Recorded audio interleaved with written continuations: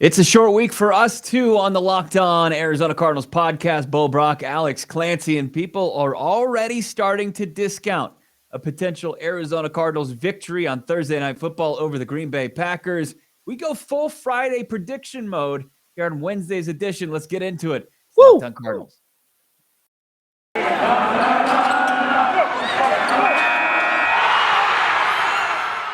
You are Locked On Cardinals, your daily Arizona Cardinals podcast. Part of the Locked On Podcast Network, your team every day.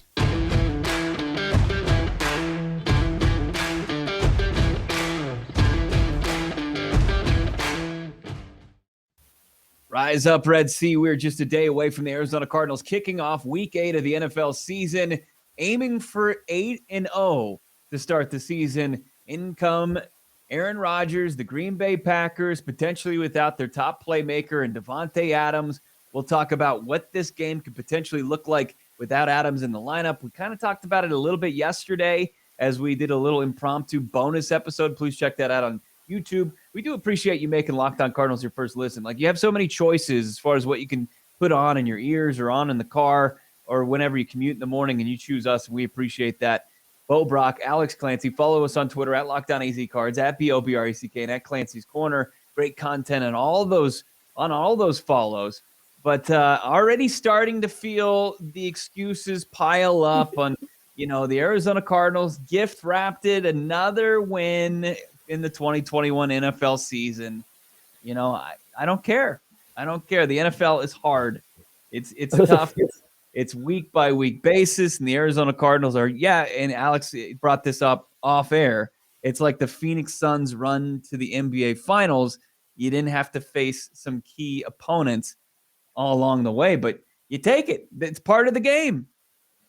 Yeah, very philosophical of you. The NFL is hard. That's just it. Let's just sign off. Bo can't get any better than that. So, found, keys to win the game, score more points. Score more points than the other team. TM. So, sure. But I think both can be true. There are wins that can be discounted. The Cardinals haven't won a game yet, first of all. They were down 3-0 or 2-0 at the end of the first quarter last week to a pretty much a relegated NFL team as it currently sits. They obviously turned it around against the Texans, but you can be discounted for wins and also be appreciated that the Cardinals are circumventing all the hurdles they've had to deal with so far this season. I mean, Chandler Jones has been out for 2 games. Luckily, one of those was against the Texans. And luckily, the other one was against a team ravaged by injuries with the Cleveland Browns. It's not a good thing that other players get injured. I have to always disclaim that because not like, I hope that person tears his ACL. It's never the case. You never want to see that. You always want to play the best team possible. But when it goes in your favor and somebody gets popped on the COVID list, hopefully everybody, returns back healthy. It just works to their benefit. So it's good and bad at the same time. You're going to get discounted, but it's also a bounce that goes your way. And again, my whole thing during the regular season is bounces happen for teams who make magical runs. And this is just another one of them. The Cardinals have kind of lined them up through the first 7 weeks where there's a couple things that have happened, not every week, but a couple things that have happened that have bounced their way when in past years they hadn't. That's all. So I don't think it's a bad thing that the national media is going to discount it. Who cares? Get a W and move on. You get 10 days off. Do you understand what I'm saying, though? Both sides? Yeah. I'm just not into discounting W's. I just don't. And it's already teams from opposing or fans from opposing teams making excuses. I see a tweet out there. Oh, the Packers could be without these players Thursday night against the undefeated Cardinals. All-pro Davante Adams, David Bakhtiari, Jair Alexander, Zendarius Smith, Marquez Valdez-Scantling, Preston Smith. The list goes on and on. It's like the Arizona Cardinals played without their head coach. They played without Chandler Jones. They've faced adversity just like any other football team. And I'm just not going to sit here and I'm not throwing the old blue light special on any Arizona Cardinals victory, discounting any single one this entire season. If they can avoid a letdown, that's the biggest thing. I mean, can the Arizona Cardinals avoid a letdown? They're facing a Packers team that's not at full strength. I'm willing to admit that. But if they beat Aaron Rodgers and the Packers at 6-1 on Thursday Night Football, there's no discounts It's a W against the NFC contender. And if they come back at full strength in the playoffs and they want to talk about, well, we didn't play at full strength back in October, then fine, they can do that. But a win's going to be a win. Getting to that win, we're going to get into those details coming up here on this podcast. Also going to get into our offensive, defensive players of the game, and it's a Wednesday, Friday 5. We'll get into some spreads. We're not going to have any. We're going to have to check to see if there's any game props out that are intriguing. Last week we nailed them. I said anytime James Conner touchdown, and also you said Zach Ertz finding the end zone, and Zach Ertz nearly found the end zone twice. I was looking at the film and I forgot about Zach Ertz on the rush attempt that he had in the first half. Nearly fumbled the football away. Luckily, it was the video replay showed that his knee was down right there at the goal line. But he had a rush attempt, 4 touches in the game, 66 yards through the air, including that big touchdown. It was a beautiful play designed by Cliff Kingsbury where Demetrius Harris actually took the linebacker off coverage from Zach Ertz, and then he's just wide open in the middle of the field. Also bad defense from the Houston Texans. I don't know if we're going to see that Thursday night against the Green Bay Packers as an actual big boy football team, regardless of who's out. We talked about he was wide open. Yeah. He was, and Kyler kind of overthrew him a little bit. Like, just watch it again. That was an incredible catch on the run. And that's why when you can't teach 6'5", it works in your favor. And that's why Zach Ertz immediately, that catch alone was like a microcosm of exactly what he will add to this organization. Sure, there was bad coverage. It was a bad throw by Kyler. You know, it was their first game together. There were a couple missteps where he could have caught another touchdown pass at a different time if he would have moved in a little bit instead of moving out towards the pylon. Kyler missed him on that one, but just shows that dude is an absolute beast still at 30. Well, and then his ability to turn it upfield and evade oncoming tacklers, he was able to take it up the sideline and into the end zone, unlike we've ever seen from any tight end in the history of the Arizona Cardinals. I mean, that it's not like don't tell me Rob Hauser, don't tell me Ricky Seals-Jones. Like, there's just people whose just football movements are better than others. Like, people can go out there and run faster. They can be bigger. They can be more physical. But as far as just like movement on the field, like Zach Ertz is just one of those guys as far as his route running and just the way he moves with the ball in his hands. It's different. In the Arizona Cardinals, it's so fun to talk about the fact that they have one of those guys. Yeah, you're right. That's why it's like I put a tweet out and the draft picks that they gave up for these players it's stealing. Mm-hmm. It's stealing. Getting Rodney Hudson for a 3rd-round pick when dumbass me was like, oh, no, I wish they could have drafted Trey Sermon there. Obviously, that was stupid. And the fact that – so Steve Keim has shifted to be – I know we're getting, of course, a little bit here, but second rounder for DeAndre Hopkins, fine. Rodney Hudson, 3rd-round pick. Instead of waiting to see if they could win the popularity contest, because remember, Rodney Hudson's contract was voided by the Raiders. He was set to be an unrestricted free agent, or he was set to go on waivers and be an unrestricted free agent. Can't remember, one of the two. Cardinals were going to win either way. And the fact that he called Mike Mayock was like, yo, I'll give you a pick for him. Right. What about that? And then they bring him in and restructured his contract, gave him a little extension, boom. And then a 5th rounder for Zach Ertz, and the one you mentioned constantly, Marcus Golden for a 6th-round pick as an afterthought from the Giants. Everything's working, and then Zach Ertz is just the latest iteration of it. It's wild. I don't know what kind of I don't know what you're trying to do there. The one that I mentioned, you mentioned that one all the time. That's Marcus Golden? You mentioned Marcus Golden all the time. I don't mention that. That's you just trying to get me to compliment you. You say that all the time. You mention it. And sometimes then people, I have to evolve here, you know, to yield and to excrete compliments from you. It's difficult. Yeah, I don't know what kind of wizardry that was an attempt at, but you mentioned that one all the time. But I will say, I think if you look at Steve Keim's resume, there's one trade he's probably lost his entire Cardinals tenure. One.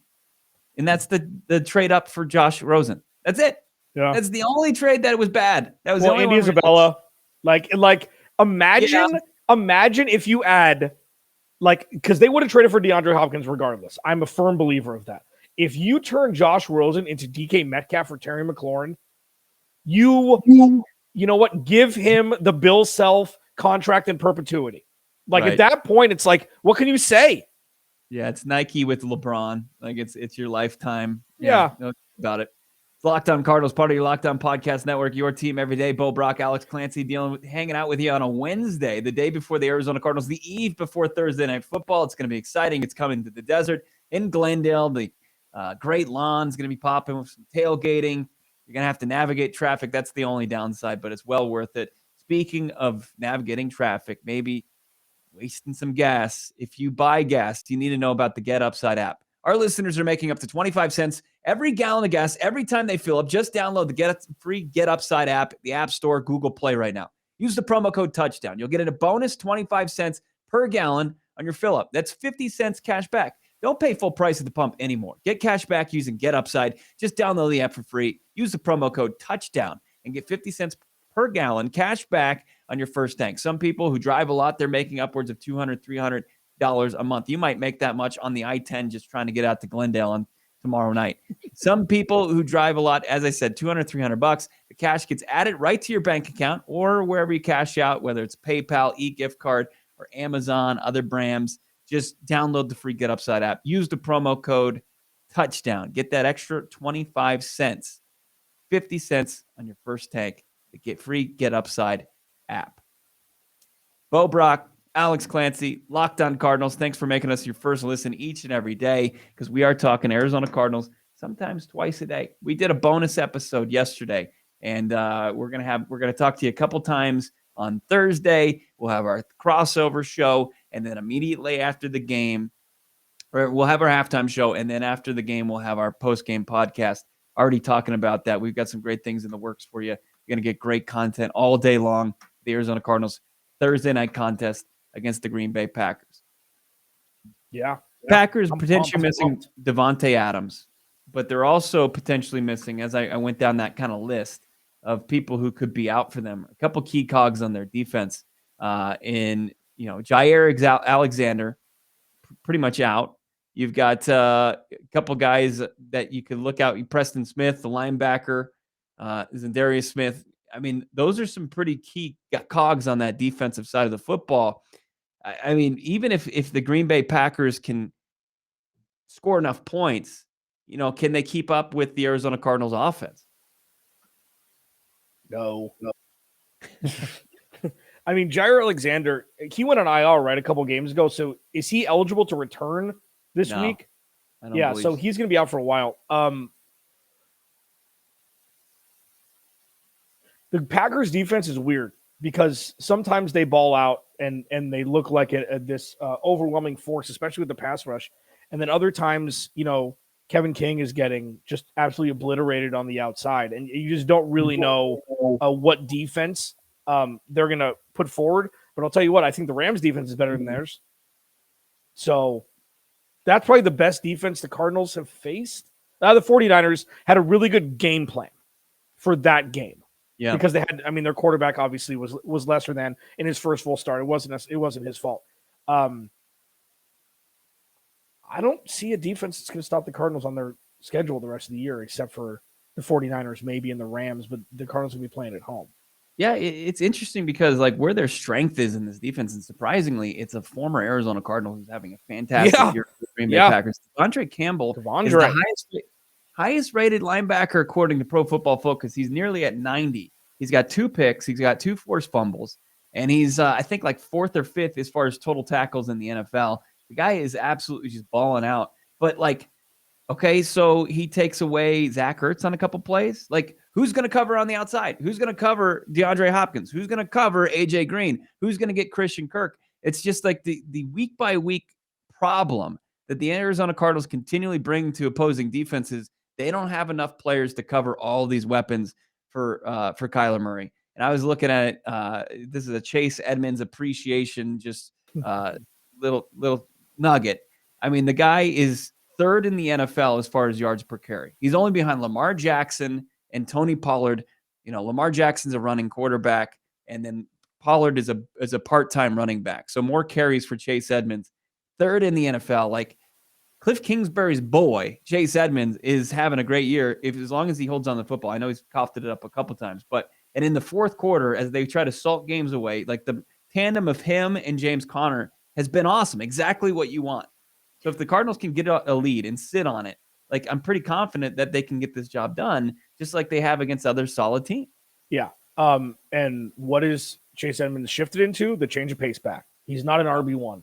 He never was an RB1, and that's not bad. There aren't many. How many RB1s that get the lion's share of touches in the NFL anymore? Honestly. Like Dalvin Cook. Yeah. Who else? Like off the top of your head, like Darrell Henderson, I guess, is turning into one. Mm-hmm. But everybody's got a couple dudes back there.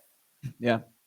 So yeah. And it was, so we thought it was going to be James Conner in the fourth quarter. It turned out to be Chase Edmonds on Sunday against Houston. It was a weird game. They were up 100 points. So I don't know if that's going to be, spec going forward, or if it's going to be James Conner when the game's tight and you need yards. Because obviously I think you trust James Conner at this point a little bit more. But yeah, he plays a Tony Pollard role, which is great. Tony Pollard, I still don't understand how a team hasn't given a second-round pick to nab Tony Pollard, because he's way too good to be the second back there. But yeah, I mean, it's good. And it's flow of game as opposed to forcing it to him because everybody said he was going to be RB1 before the season started. Just let stuff happen organically, man. And this is what's happening. Chase Edmonds has always been a terror in space. Always been a terror in space. So, what did he have? Against Green Bay, his rookie year, he had 3 touchdowns of over 20 yards. And then his second year, Kyler's rookie year, he had 3 touchdowns of over 20 yards against the Giants. So he has it there. You just got to get in space. Yeah, that's the only, knock, if you want to call it, about Edmonds this season. He hasn't found the end zone, but James Conner's been so efficient in putting the ball in the end zone. Who cares? Yeah, I mean, but he's on pace for close to 1,400 yards from scrimmage. He's already got just under 600 yards from scrimmage, which is, I mean, that's solid. That's solid. Excellent. For what the years.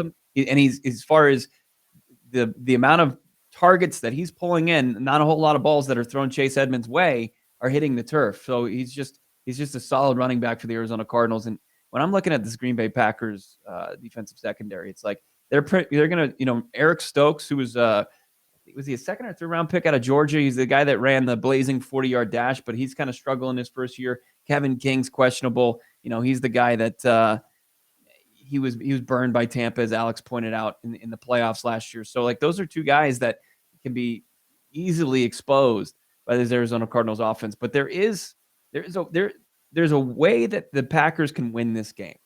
And we'll get into how they're going to do that. And we'll give our full predictions, our players of the game, and we'll preview our Locked On crossover podcast tomorrow with Peter Bukowski. It's all coming up. It's Locked On Cardinals, part of your Locked On Podcast Network. Your team every day talking about this game. And this is the spread is something else. When Devontae Adams, when the news came out and the reports came out, the spread went from Arizona Cardinals being favored by 3.5 points to now 6 points. I don't think I've ever seen one player impact the spread, maybe that didn't play the quarterback position, ever in my life. And it's an interesting one. It's one that I don't know if I want to touch with the 10-foot pole. The over-under dropped significantly. It's 51 now. I think it was upwards of 54. If you like any of those numbers, if you're fortunate enough to get in early, congratulations. But you're the safest place, the best place to bet it. Bet Online, your number one spot for basketball, football action this season. Head on your PC, your cell phone, sign up today, receive a 50% welcome bonus. Your first deposit, use the promo code Locked On, one word. From basketball, football, baseball, playoffs, NHL, I should say World Series now, boxing, UFC, right to your Vegas casino games. Don't wait. Take advantage of the amazing offers available for the 2021 season. Bet Online, the fastest, easiest way to bet on all your favorite sports. Bet Online, where the game starts, Alex. Yeah.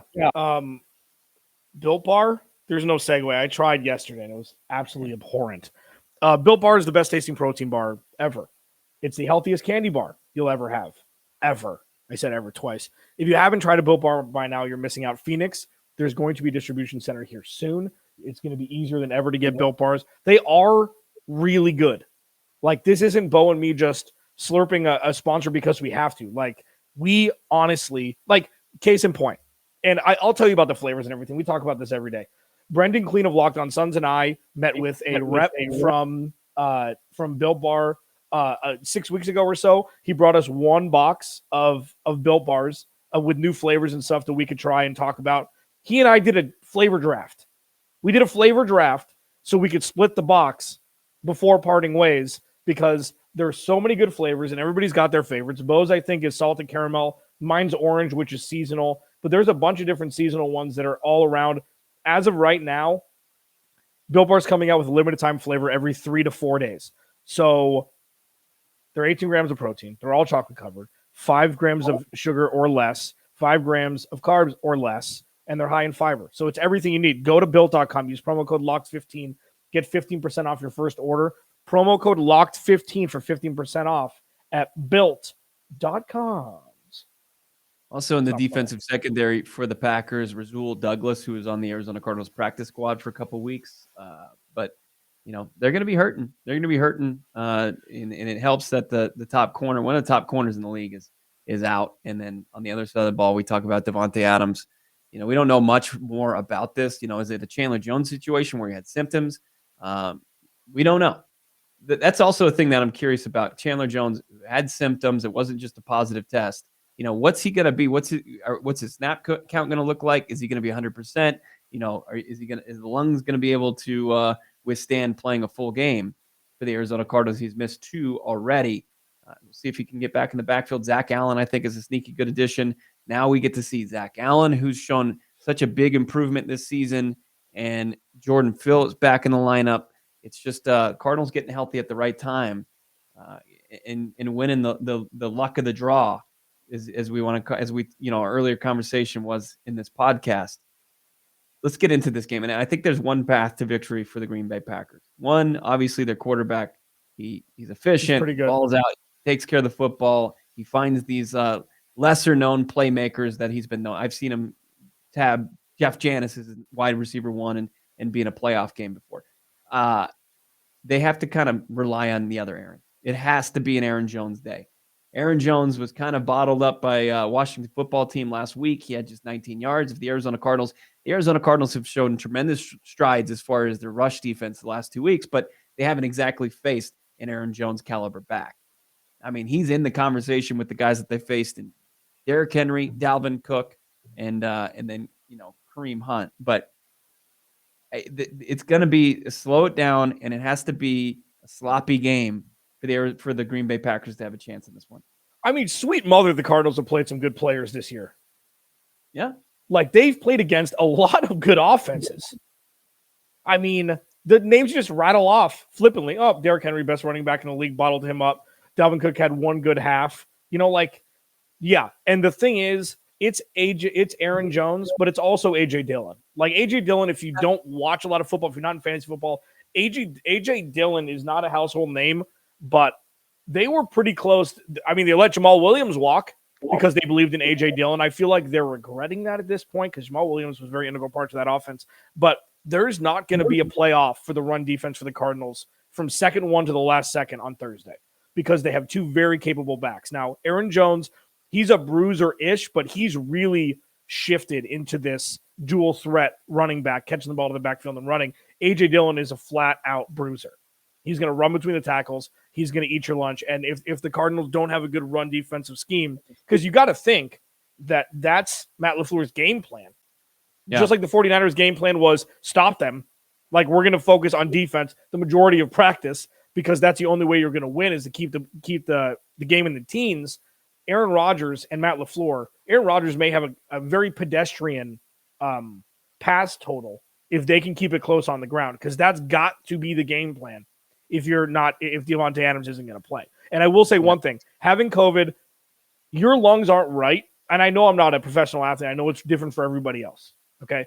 My lungs weren't right for about 6 weeks. Like walking up the stairs, I would get very winded. And sure, I'm not completely in shape, but that's not the point. Like it was different. You could feel don't smile. You could feel very differently while breathing afterwards. So I'm not saying it's going to happen, but it takes a little while. You can ask all the guys who played in the NBA how it took them a while. Lamar Jackson wasn't right. Cam Newton wasn't right after getting COVID for a few weeks. So maybe they'll ease Chandler Jones back in. I don't know how bad the symptoms were, even though we knew he had symptoms.